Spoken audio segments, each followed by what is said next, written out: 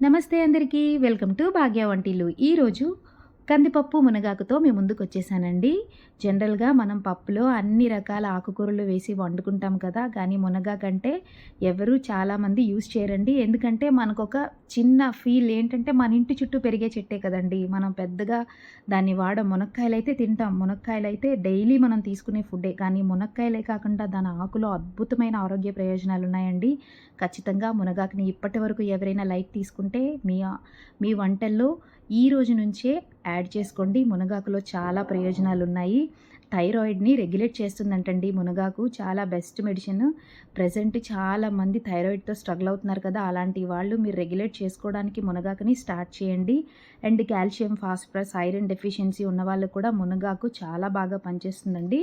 And ఈ మునగాకులో 100 గ్రాముల మునగాకులో మనకి ఎన్ని కైండ్ ఆఫ్ విటమిన్స్ తెలుసా అండి? Fats, calcium, phosphorus, iron, C vitamin, A vitamin, fibre, energy, all kind of vitamins అండి. ఒక్క ఆకుకూరలో ఇలా నేనైతే ఇప్పటివరకు ఏ ఆకుకూర గురించి ఇలా వినలేదు. నాకు కూడా రీసెంట్‌గా తెలిసిందండి. అప్పటినుంచి నేను మునగాకుని నా ఫుడ్‌లో డైలీ యాడ్ చేసుకుంటున్నాను. వారానికి 2 సార్లైనా మునగాకు తింటే చాలా మంచిది. ఖచ్చితంగా లేడీస్ మీరు ఇంట్లో ఖచ్చితంగా మీ హస్బెండ్స్‌కి, మీ పిల్లలకి ఇలా మునగాకుతో చేసి పెట్టండి. అంటే పప్పు ఒకటే కాదండి, మునగాకుతో డిఫరెంట్ కైండ్ ఆఫ్ రెసిపీస్ మనం చేసుకోవచ్చు. సో, ఒక్కొక్కసారి వీలైతే నేను ఒక్కొక్క రెసిపీ చూపిస్తాను. మీరు ఇలాగే చేసుకోవాలని కాదు, ఖచ్చితంగా మీ ఫుడ్‌లో మునగాకుని మాత్రం యాడ్ చేసుకోండి. మన ఇంటి చుట్టే ఉంది కదా అని లైట్ తీసుకోకండి. ఎందుకంటే మునగాకులోని 300కు పైగా జబ్బులు నయం చేయగలిగే విటమిన్స్, మెడిసిన్ ప్రాపర్టీస్ ఉన్నాయంటండి. మోర్ ఎవర్ మన పూర్వీకులు ఎందుకు మునగ చెట్టు పెంచారా అనేది నాకు ఇప్పుడిప్పుడు అర్థమవుతుంది. అన్ని ప్రయోజనాలు ఉన్న మునగ చెట్టుని మనం ఎందుకండి లైట్ తీసుకోవాలి? దేవుడు డైరెక్ట్‌గా మనకిచ్చిన ఔషధం అండి. ఖచ్చితంగా మునగాకుని మీరు కూడా మీ వంటల్లో యాడ్ చేసుకోండి. ఇక నా రెసిపీకొస్తే ఫస్ట్ నేను కందిపప్పు తీసుకున్నానండి. చక్కగా కందిపప్పుని వాష్ చేసి మునిగినంత వరకు వాటర్ పోసి 6-7 విజిల్స్ కొట్టించానండి. దాని తర్వాత నేను ఇది విజిల్స్ వచ్చేలోపు మునగాకుని బాగా క్లీన్ చేసుకొని 4-5 నిమిషాలు వాష్ చేసుకొని ఈ పప్పులో యాడ్ చేసుకున్నాను. అలాగే మునగాకు వేసిన తర్వాత దాంట్లోనే ఒక చిన్న టమాటో, అలాగే కొద్దిగా పసుపు, ఒక పచ్చిమిరపకాయ, చిన్న చింతపండు వేసుకున్నానండి. వేసుకుని కొద్దిగా వాటర్ వేసి చక్కగా స్టవ్ మీద పెట్టి ఇంకొక 2 విజిల్స్ మాత్రమే కొట్టించాను. ఎందుకు మునగాకు సెపరేట్‌గా వేశాను అంటే ఆకులో ఉన్న ప్రాపర్టీస్ ఆ స్టీమ్ ద్వారా బయటికి వెళ్ళకూడదని ముందుగా పప్పు ఉడికించి దాని తర్వాత ఇది యాడ్ చేసి ఓన్లీ 2 విజిల్స్ కొట్టించాక అది తీసి చక్కగా ఒకసారి కలుపుకొని సాల్ట్, కారం అడ్జస్ట్ చేసుకొని బాగా కలుపుకొని పోపు వేసేసుకోవడమేనండి. ఈ కాంబినేషన్‌లో చాలా బావుంటుంది పప్పు, మునగాకు. అసలు ఆకు కూడా చాలా త్వరగా ఉడికిపోతుందంటే 2 అంటే 2 విజిల్స్ సరిపోతాయి. సో, ముందుగా పప్పు ఉడికించుకుని తర్వాత ఆకు వేసుకోండి. ఇలా బావుంటుంది.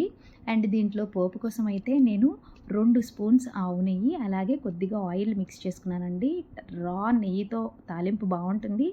కానీ ఎక్కువ నెయ్యి ఇష్టపడలేని వాళ్ళకి ఈ కాంబినేషన్ అయితే నెయ్యి ఫ్లేవర్ ఎక్కువగా తగలదు. అలా అని ఆయిలీగా ఉండదు. ఆ కాంబినేషన్ చాలా బావుంటుంది. ఇలా ట్రై చేయండి. సో, పోపులో కొద్దిగా ఆవాలు, కొంచెం జీలకర్ర, ఒక్క ఎండుమిరపకాయ, 5 దంచిన వెల్లుల్లి, అలాగే ఒక చిన్న ఆనియన్ అండి సన్నగా తరుక్కున్న ముక్కలు వేసుకున్నాను. ఇది బాగా కలుపుకొని అలాగే కొంచెం కరివేపాకు కూడా వేసుకొని బాగా ఫ్రై చేసుకోవాలి.